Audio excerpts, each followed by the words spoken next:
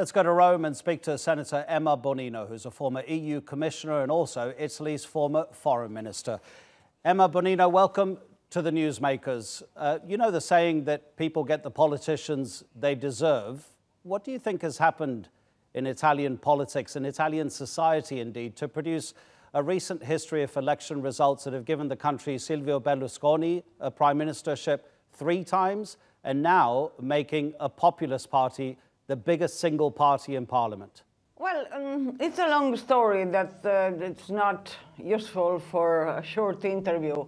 And it's a change not only on sociology, but it's also a change in politics from a country that has a lot of problems, but it's also a rich country, especially in the north, where the stereotyping of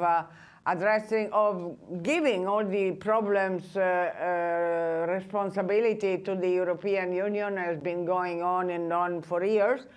And I think that the expectation of people, plus some problems, migration, for instance, the very fragile economic growth, has fed that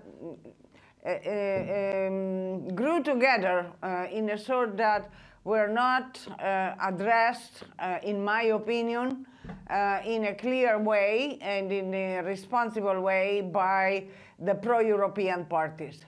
Well, you mentioned migration and also slow economic growth. How far do you think the new government might go in pushing against EU, say, fiscal policies and policies, common agreements about migrants and immigration?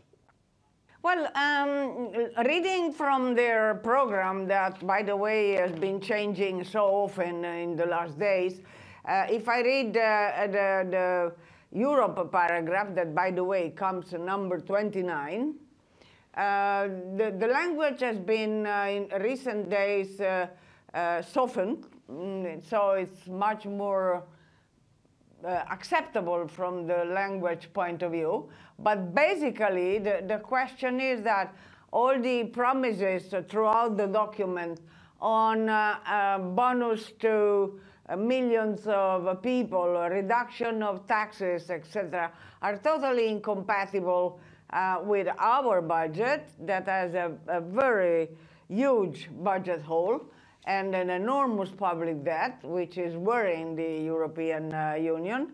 And also this statement that let's say, treaty on the fiscal union have to be reviewed, even if they say together with the European partners. But the structure of the European economic governance need to be reviewed, etc., etc. So it's in the same time vague enough and anti-European enough. Are Italians racists? Well, I think they are becoming more and more intolerant to poor people. They are also intolerant to Italian poor people, to white poor people, intolerant towards beggars, for instance. It's not only intolerance towards people who have a different skin. So I think that this is a cultural shift that has not been addressed in a proper way. And so in the rich north, for instance, people are becoming richer and richer and more intolerant, not only to foreigners, as I said, but also to people of a different approach on sexuality, for instance, against the Roma, and basically against all poor people. Most of the world regards Italian politics as being dysfunctional. Do you think there's any cure for that? Well, I think that the first cure is a proper electoral law. This situation in which we are is due mostly not only to the cultural and social change, but to an absurd proportional law by which nobody wins the election, and meaning that from the after day of the election, you have to negotiate alliances in order to get a possible majority in parliament. And I do think that this is the starting point of a dysfunctional system as far as governability. And I think that for my country, the method of the French legislation would be appropriate. But of course, political parties rushed to a new electoral law by the end of December, which is basically a pure proportional law. Emma so Bonino, here we are. No, please continue. Here we are in a sort of a confused and confusing situation. Emma Bonino, we really appreciate your joining us here on the Newsmakers. Thank you very much. Let's open up the discussion now to our panel. We're joined from the Italian capital, Rome, by Valerio Bordonaro, who's worked at the Italian Foreign Ministry and the European Commission.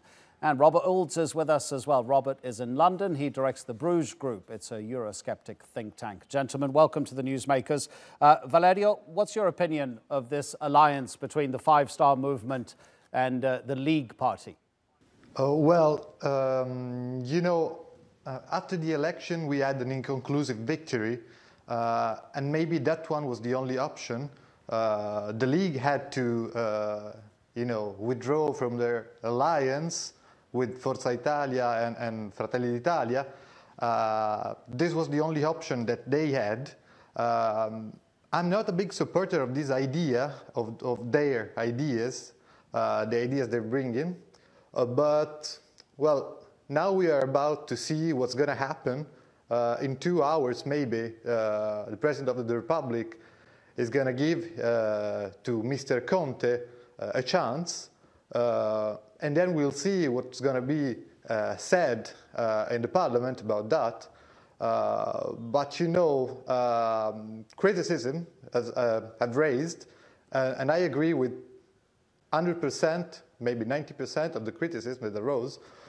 So let's give them now a couple of hours, couple of days maybe, to see what they're going to say. If they try to calm what's happening around Italy now, it's understandable that Europe, the financial world, is worried about it. But let's see. I'm still confident that Italy has enough democratic counterbalance powers to avoid the apocalypse that should be supposed to happen if we look at the public declaration that Five Star Movement and League did during these years. So I'm quite confident that apocalypse will not happen, but let's say in a couple of hours. Robert, you were shaking your head there. So over to you. What were you shaking your head about?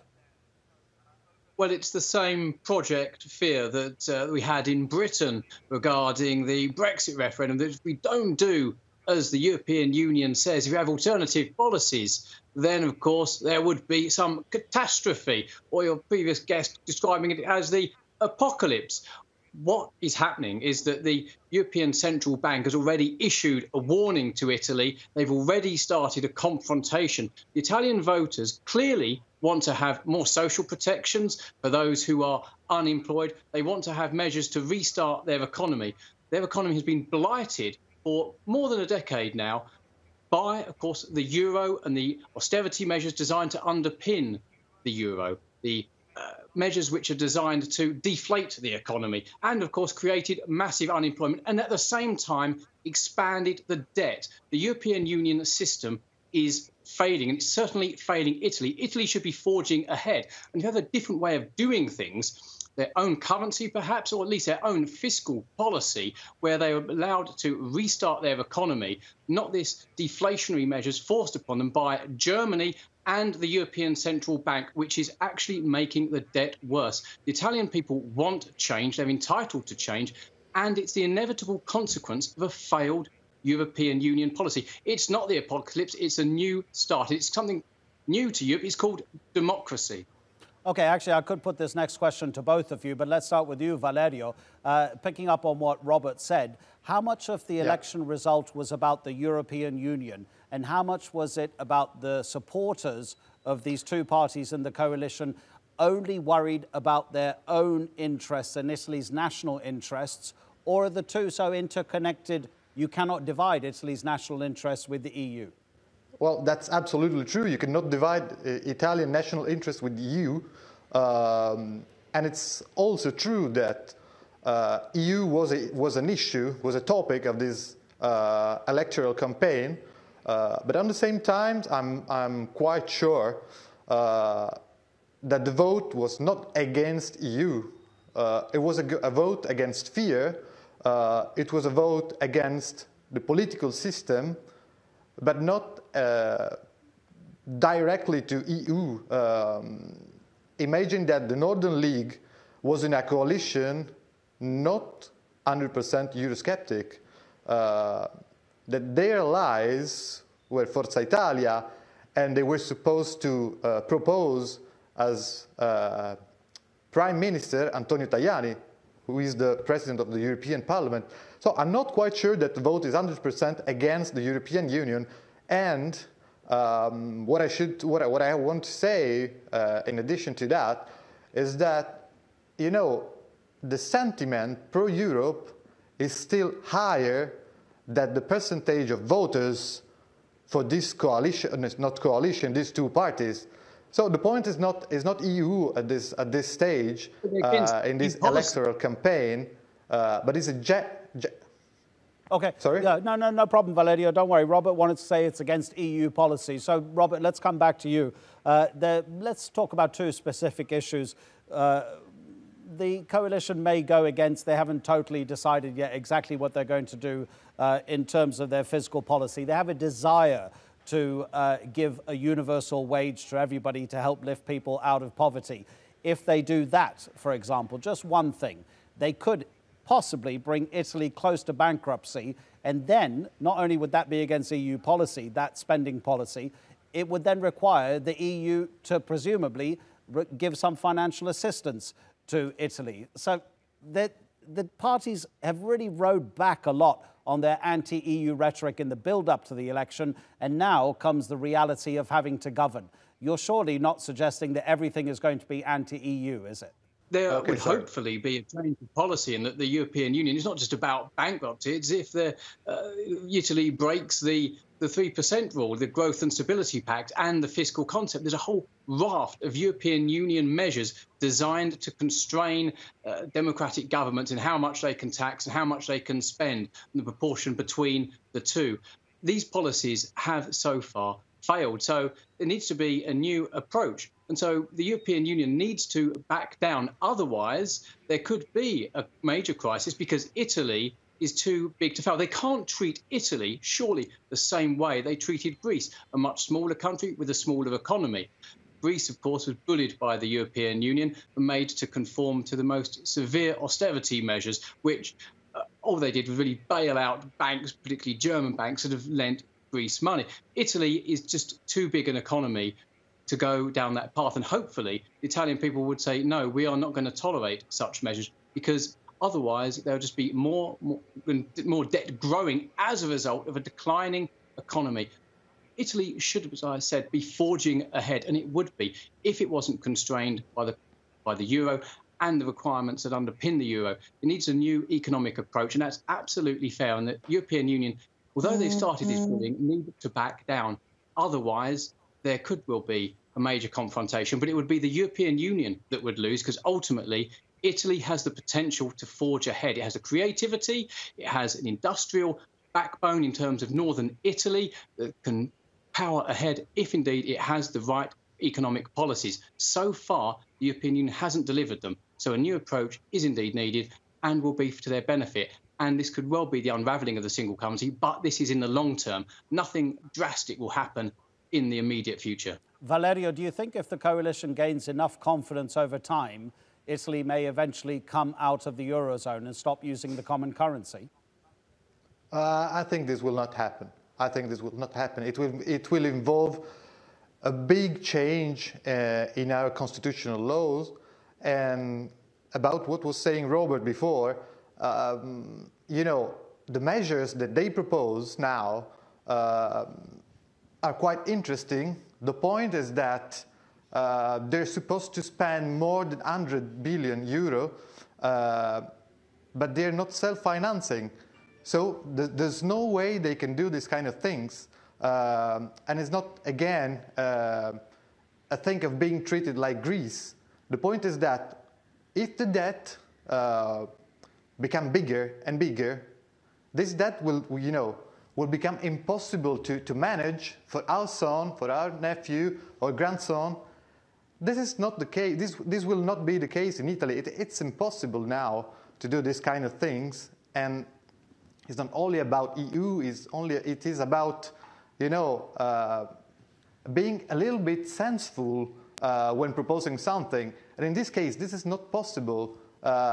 We have an independent observatory that estimated in 100 billion expenses, but only $500 million in new income for the state. This is not possible. This is mathematics. It's numbers. They will have to change something in their proposals, and you see that what was called the reddito di cittadinanza, so the universal income, is no longer like they proposed it. Now it's more or less like an unemployment pay. Something is changing because they are getting closer and closer to the responsibility, and they have to think very careful about it. Sure, they still want to pay $920 for to each impoverished family. But, OK, the other issue worth discussing in terms of Italy's relations with the EU is immigration, because there are common policies that the EU lays down. The coalition says it wants to deport 500,000 illegal immigrants. Valerio, do you think that the European Union has failed Italy in providing it enough support with all of these migrants who have been coming through the south from North Africa? Yes, and this I agree with the question. Europe is failing in supporting Italy, Greece, and Spain in this effort. But I want to be more precise about that. I think, again, it's not a European failure in the sense of the European institutions, but it's the European member states. They are not doing their duty in supporting each other. So, yes, Italy is right in asking more from Europe, asking for more support in that situation. But the point of sending back 500,000 people, that's not a solution. That's not a feasible solution. Sure. OK, one more question about the European Union before we speak about the man that was mentioned right at the top of the discussion, Giuseppe Conte, the Prime Minister to be, potentially. Robert, do you think that possibly this coalition in Italy might form some sort of alliance with the Eurosceptic far-right party in Hungary and its equivalent in Austria to pressure the EU further in terms of the policies that the right wing of European politics would like to see?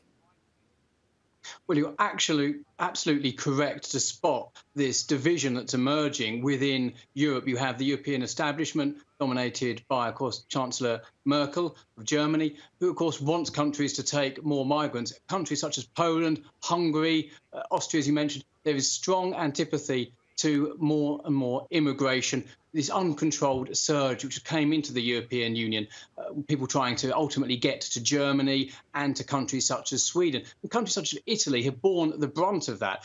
The mafia have turned it into a estimated $6 billion industry.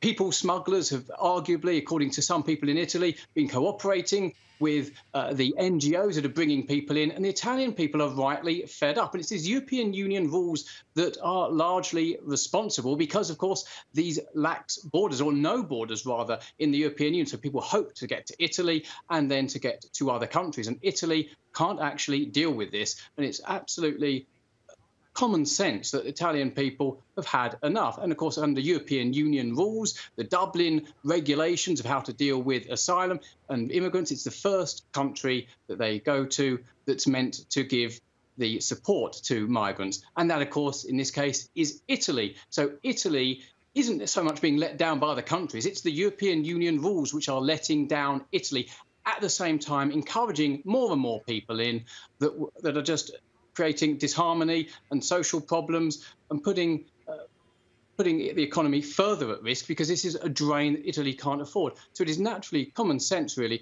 that ultimately there is going to be this alliance between Viktor Orban in Hungary, a new Italian government, and, of course, the authorities in Poland, who are deeply, deeply concerned. And they're actually far more in tune with popular opinion than, of course, the European Union. So this is going to be a major confrontation, a major rift, a schism even, that's emerging in the European Union. And it can't be business as usual. Borders need to be returned for security reasons, to stop the migration.